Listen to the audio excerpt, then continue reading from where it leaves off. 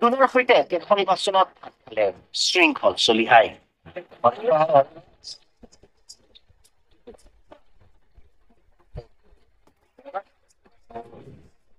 লাচিত সেনাৰ প্ৰতিবাদস্থলীত সম্প্ৰীতিৰ নিদৰ্শন।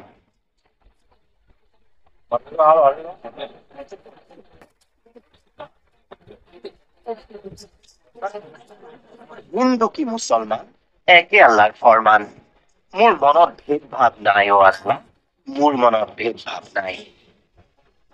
সুদূৰ বাগদাদৰ পৰা ১৭০০ শতিকাতে আহি অসম ভূমিক আপোন কৰি লোৱা আজান পীৰৰ জিকিৰৰ মাজতেই এই আমোস কথাষাৰ প্ৰতিধ্বনিত, যে বহন কৰি আছে সমন্বয়ৰ বলিষ্ঠ বাৰ্তা।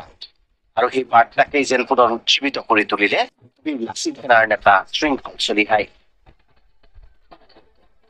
ONGC ৰুদ্ৰসাগৰ তৈলক্ষেত্ৰৰ পটিয়াপাৰৰ বাৰিৰ চুকত ভূগৰ্ভৰ পৰা নিৰ্গত হৈ আছে প্ৰাকৃতিক গেছ, যাৰ বাবে পৰিস্থিতি অতি বিপদজনক হৈ পৰিছে।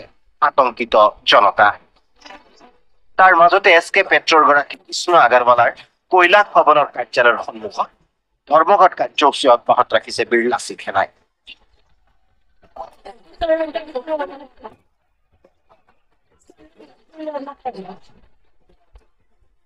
এই ধৰ্মঘটস্থলীতে আব্দুল মালিকৰ সৈতে একেখন বাচনত আহাৰ গ্ৰহণ কৰিলে শৃংখলে।